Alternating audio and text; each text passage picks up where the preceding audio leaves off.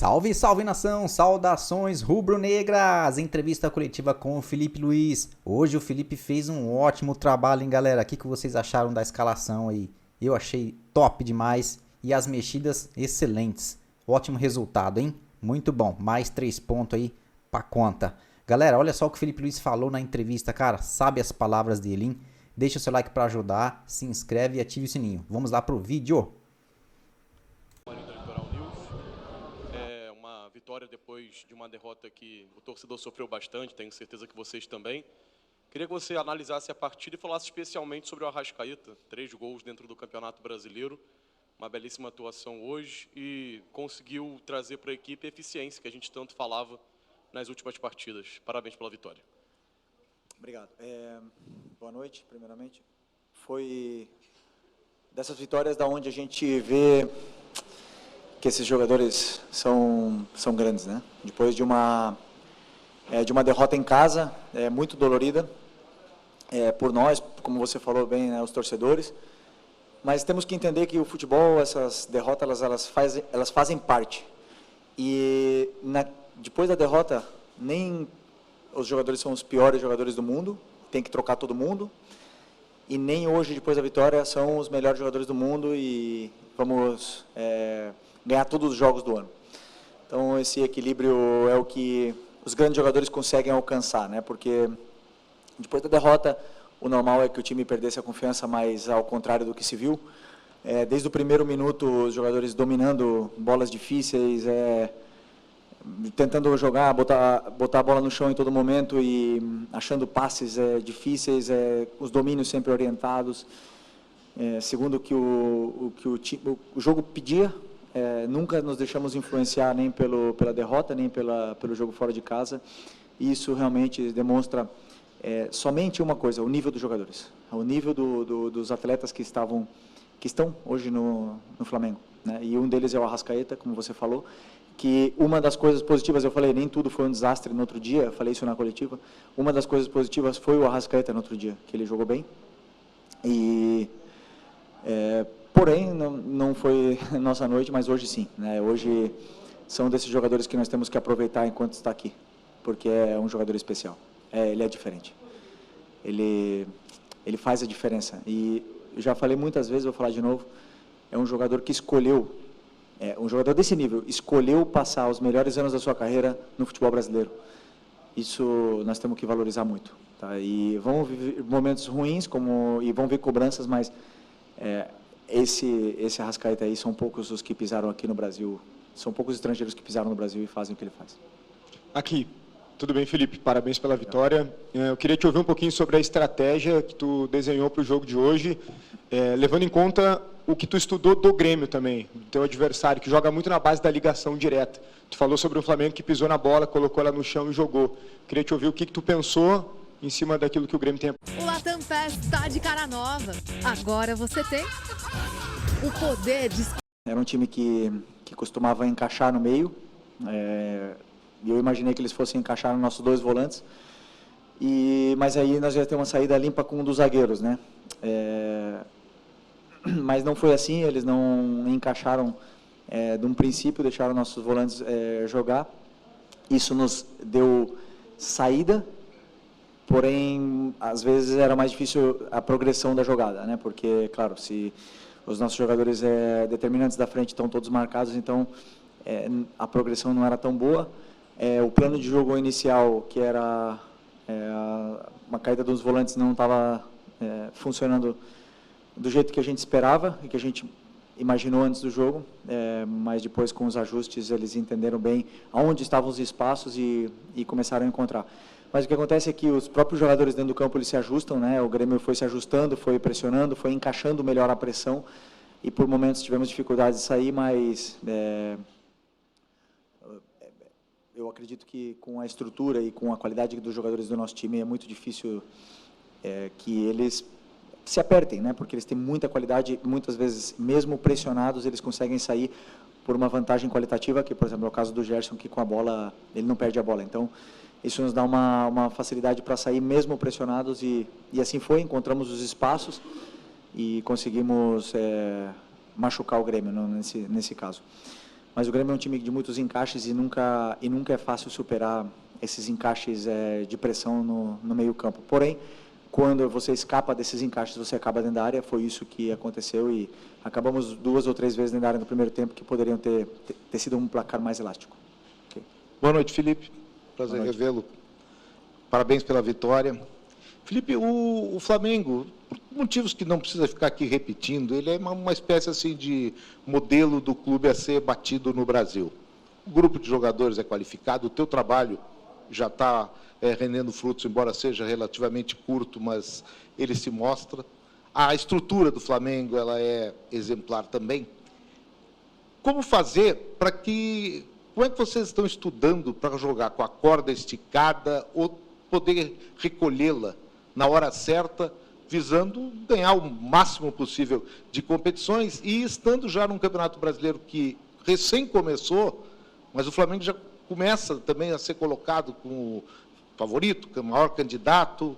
Como é que é carregar essa responsabilidade e trabalhar um grupo assim, de agora até dezembro?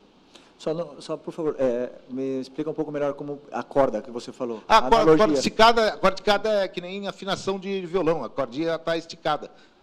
Sim, mas... Flochar.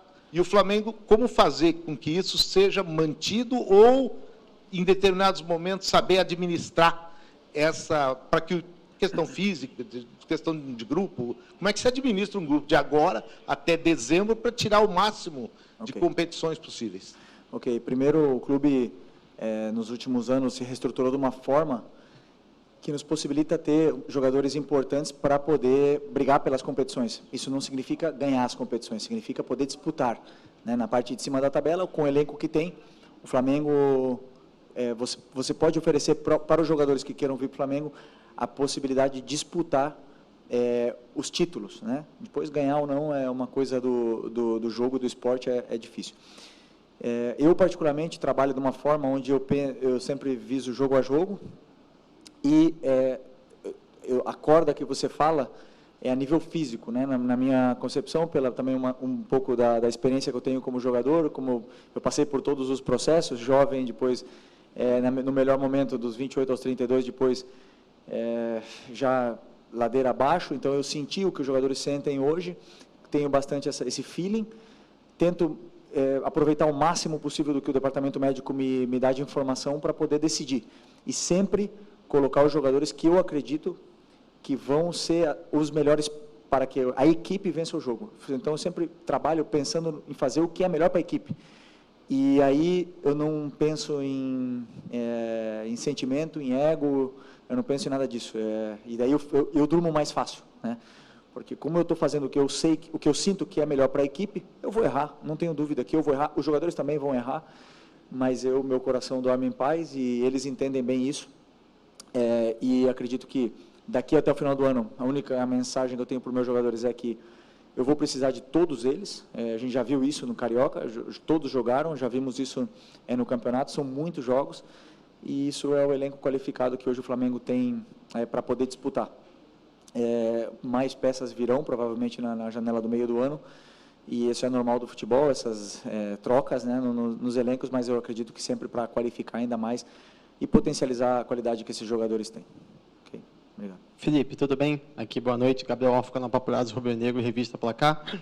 Felipe, eu queria te perguntar sobre uma questão que a gente até falou um pouquinho depois do jogo contra o Central Córdoba, que é o número de finalizações do Flamengo, né? O Flamengo hoje teve uma certa dominância na partida, pisou mais na área da equipe do Grêmio, mas mesmo assim teve menos finalizações que o Grêmio, né? O Flamengo até os 20 do segundo tempo tinha 3 chutes a menos que o Grêmio, pisando mais na área adversária. Eu queria te perguntar se te incomoda isso, de às vezes ter menos finalizações do que deveria ter, que, querendo ou não, em alguma situação, né? Hoje não foi o caso, mas em alguma situação pode acabar complicando ainda mais a partida. Obrigado.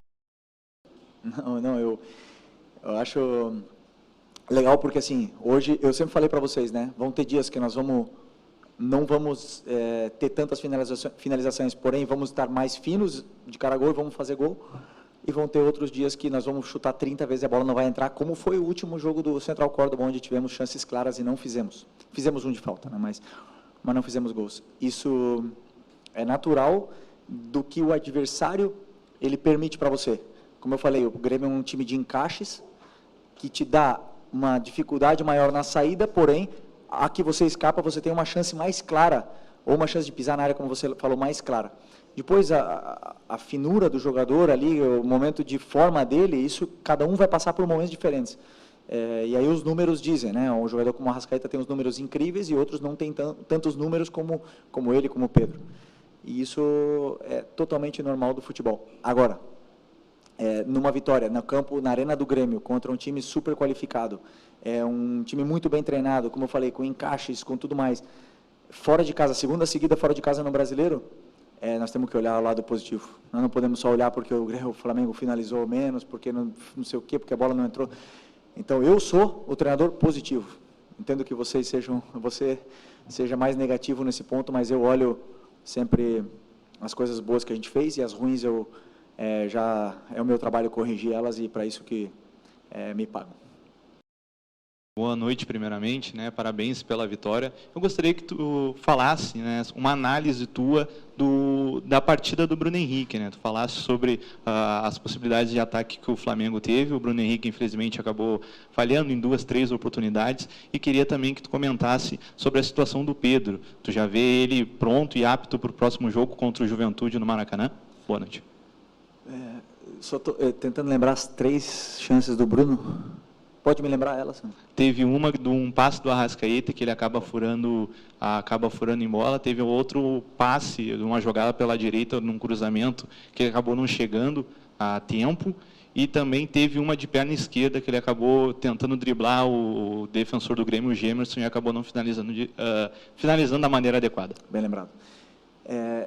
O Bruno, ele cumpriu a função à risca. Assim, fez tudo o que eu pedi para ele fazer, em função do que eu achava que a equipe precisava, né? Porque eu sabia que, como eu disse também, o Grêmio é um time de encaixes, então eles iam ter que saltar com os zagueiros.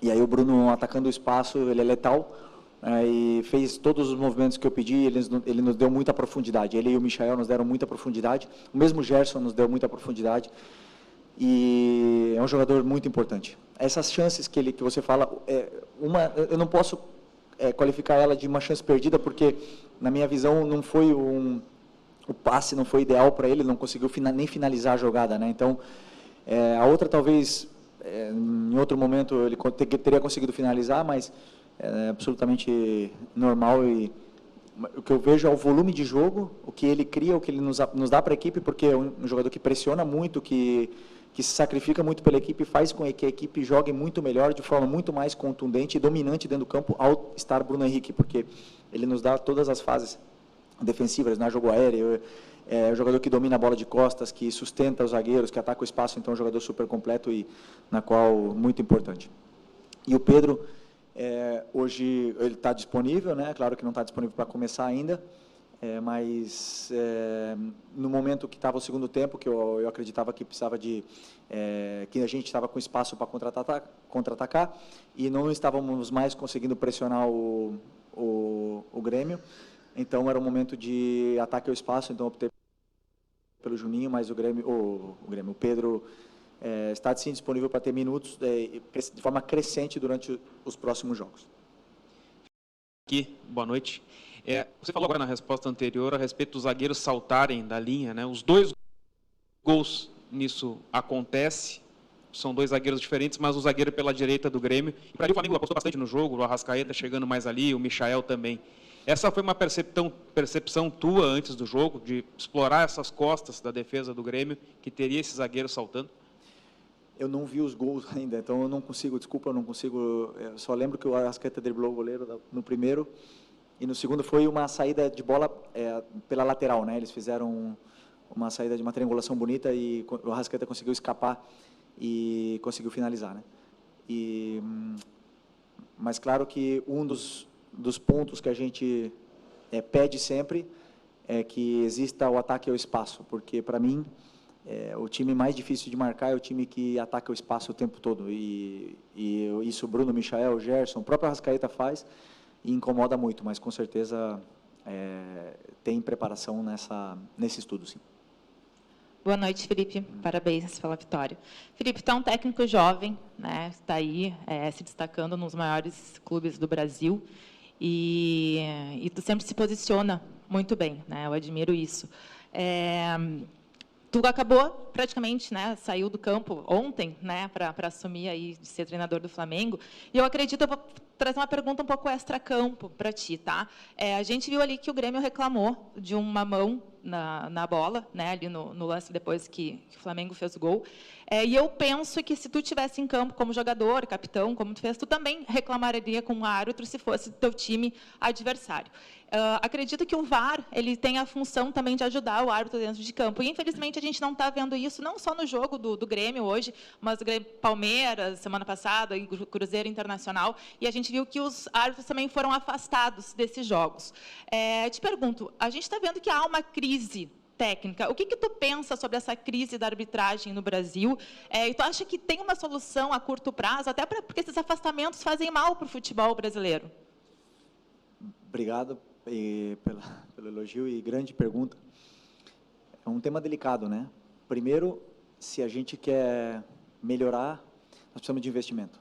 Precisamos investir em estudos, em melhores, prepará-los melhores. Mas eu posso afirmar, em 5 anos que eu joguei aqui no Brasil, agora no final de carreira, que eu vi muitos árbitros muito bons, muito bons. Seria até injusto citar nomes deles, mas eu sempre falei nas entrevistas, né? O próprio Klaus, o Davi, tem vários, não vou ficar citando o nome deles aqui, mas são muito bons, né? E assim, cada um tem uma opinião. E um companheiro teu durante essa semana falou que o VAR não tem que entrar interferência mínima ou máxima ou apitar desde lá, mas tem que entrar quando tem que entrar realmente, né? E é uma linha, uma régua fina, é difícil de a gente analisar, né? Mas o que eu gostaria realmente que não houvesse muita interferência, se não é um lance claro. Se é um lance claro, deve haver interferências. Impedimentos, eu acho que veio para, sim, ajudar muito, porque era muito injusto você perder um jogo com um impedimento de 2 metros, e essas coisas vieram para ajudar, e o VAR também veio para ajudar. Precisamos continuar investindo, que eles possam continuar estudando, que eles possam continuar se corrigindo, porque, no final das contas, é só a experiência e as horas de correção e de trabalho que vão fazer eles chegar à perfeição, mas eu tenho certeza que eles querem se aperfeiçoar ao máximo possível, porque ninguém gosta de ser criticado, de ser afastado, nem nada disso, né? Então, eu não vi o lance desse ainda, né? Não vi o lance, mas o que eu sim gostaria, e aí uma coisa minha, mas é que o árbitro do VAR que chamasse o árbitro para assistir a imagem, que eles não se comunicassem, porque eu sinto muitas vezes que influencia na tomada de decisão do árbitro, que ele só vai lá ver as imagens, que mostrem as imagens de todos os ângulos para ele, de todos, já que ele vai lá, que sejam 10 ângulos, e aí ele analisa sem a opinião de ninguém, ele, sozinho, e aí ele vai ver se ele mantém ou não mantém. Isso seria, eu acho que, o ideal para a gente poder melhorar, mas assim, nós temos bons árbitros aqui no Brasil, bons mesmo, de verdade, porque a gente sempre fala da Europa e tudo mais. Os únicos, para mim, que são referências são na Premier. Na Espanha tem o mesmo problema, na Itália tem o mesmo problema, então reclamam muitas vezes de barriga cheia, porque eu tenho certeza que esses árbitros se esforçam muito para poder serem tops. Professor, boa noite. Lucas, da Rádio Galera. Você já disse em entrevistas anteriores, tem como referência na profissão o Diego Simeone, o Jorge Jesus, e até a gente já observa algumas características. E, recentemente, descobrimos que também tem como referência o Diego De Zerbi, o De Zerbi. E aí o Flamengo, inclusive, realiza alguns conceitos como atrair para libertar nas costas. E aí eu queria te perguntar, como você definiria o seu modelo de jogo, tendo essas referências como o Diego Simeone, Jorge Jesus e também o De Zerbi? Grande pergunta. Pergunta para tomar um café, mas não para contar aqui na coletiva o meu modelo, né? Mas eu tentei, junto com o meu auxiliar, criar um modelo, como eu já falei várias vezes, onde a torcida se sentisse identificada e tudo mais, mas principalmente a forma de atacar o que eu mais sofri no campo, né? O que mais me fizeram sofrer no campo. E quem mais me fez sofrer no campo foi o Guardiola. Ele é a referência, ele mudou o futebol, e claro que ele nos inspira a todos. Hoje o futebol é muito diferente por ele, e cada treinador jovem vem com ideias e conceitos novos, onde eu pelo menos não tenho vergonha nenhuma de falar que eu copio treinadores de fora, copio treinadores do próprio Brasil, coisas que eu vejo e eu acho interessante, e tentamos copiar e colocar no nosso modelo, né? Mas o modelo, se eu pudesse resumir, seria pressionar, esse é o primeiro, e depois seria, porque você falou da atração, né? E é uma coisa que eu não gosto, de que os adversários nos venham a pressionar, uma coisa que eu não peço para eles atrair, só que o jogador com tanta qualidade, como o Léo Ortiz, como o Léo Pereira, eles têm a zona de segurança entre eles e o adversário muito pequena. Então, eles se sentem confortáveis com o adversário perto deles. E isso são características deles que fazem os times, atraem os jogadores para poder liberar os espaços. Mas eu não peço realmente isso, porque o que eu passo para eles é a progressão. Então, chamaria talvez jogo de progressão. Muito bem, nação. Então, belas palavras aí de Filipe Luís. As coletivas dele é impecável, não foge das perguntas, responde com clareza. É um orgulho ter o Filipe Luís como treinador e ouvir as entrevistas dele é um privilégio, hein? É uma aula, uma verdadeira aula. É isso aí, galera. Ficamos por aqui. Espero que tenham gostado. Se gostaram, deixa aquele like para ajudar a gente aí. Se inscreve e ativa o sininho. Deus abençoe a todos. Até a próxima. Valeu. Fui!